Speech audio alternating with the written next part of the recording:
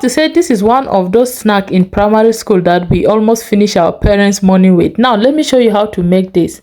In a bowl you will need some warm milk. Make sure it is warm. Go in with your active yeast or any yeast that you have. Then go in with about 2 tablespoons of sugar, and you go in with your pinch of salt if you eat salt. If not, skip. Then go in with your nutmeg and crack in 1 egg. You're going to mix that until everything comes together and thick and smooth like this. Go in with your flour, knead until you form a dough. Welcome to my channel, everyone. If this is your first time here, you're highly welcome. I'm glad to have you here. My returning subscribers, thank you so much for your support. I really appreciate. Do not take it for granted, and I pray that as you support me, you will never lack support in your life, in Jesus' name. Amen. Thank you so much. Now you will knead until it is stretchy. When you begin to stretch it with your hands this way and it doesn't cut easily, that means you've done a great job. Now put it back in your own mixing bowl and cover that to rest for at least an hour. Then 1 hour later, you're going to get this double and bubbly dough just like this. Then you will take it out and knead it again for about 2 to 3 minutes. That is because you want all the air in that to come out so that you work with it easily. Now cut it into 2, then work with the other one, and then you go with the remaining one. Roll it out this way, cut it into equal size or almost equal, then roll it into a bowl.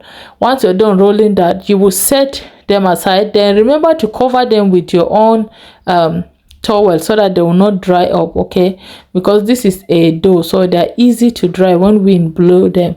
And once you're done, cover it properly, and then just take one that you'll be working with, roll it out. Now watch the way I'm going to roll this out and cut it. I'll show you how thin or thick it should be in a second. Just keep watching.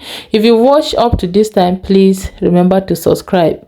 It should be this thin, okay, not too thick and not too loose. Then just cut it into 3 equal size. Then you can twist it a little bit that way, just for you to be able to get it folded into at least like 2, and then make it like you're trying to make a you're plaiting a hair, if that makes sense. Just that way.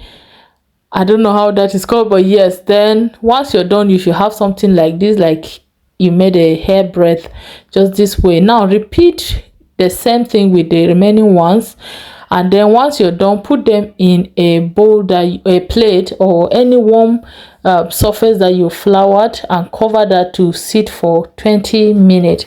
Now 20 minutes later, I had this doubled in size, just like this, and at this point my oil was heated up. I went ahead to fry it. You want to reduce the heat, fry for 2 minutes on each side before flipping, and then fry on 2 minutes. It should take you about 5 to 6 minutes. Then here I have my sugar that I've just put in the plate. Once you take it out from the oil, just straight away put it on your sugar, and then start to cut them in the sugar properly, just this way. You can let it to cool down a bit before you put it, but that means the sugar will not cut it properly. But if you follow just this method, continue, the sugar will get into it properly, and then you should have this wonderful donut that will not take you much time to make. When I say this is delicious, it's delicious. If you love sugar, you will love this. Now you can wipe off the sugar if you don't want, but it's so tasty.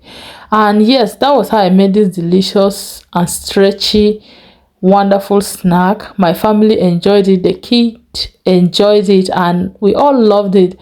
Thank you so much for watching. We've come to the end of today's recipe. I hope you enjoyed watching. If you did, please remember to like, share, comment, give me a thumbs up. I will see you in my next video, but until then, always remember that Jesus loves you so much. Bye.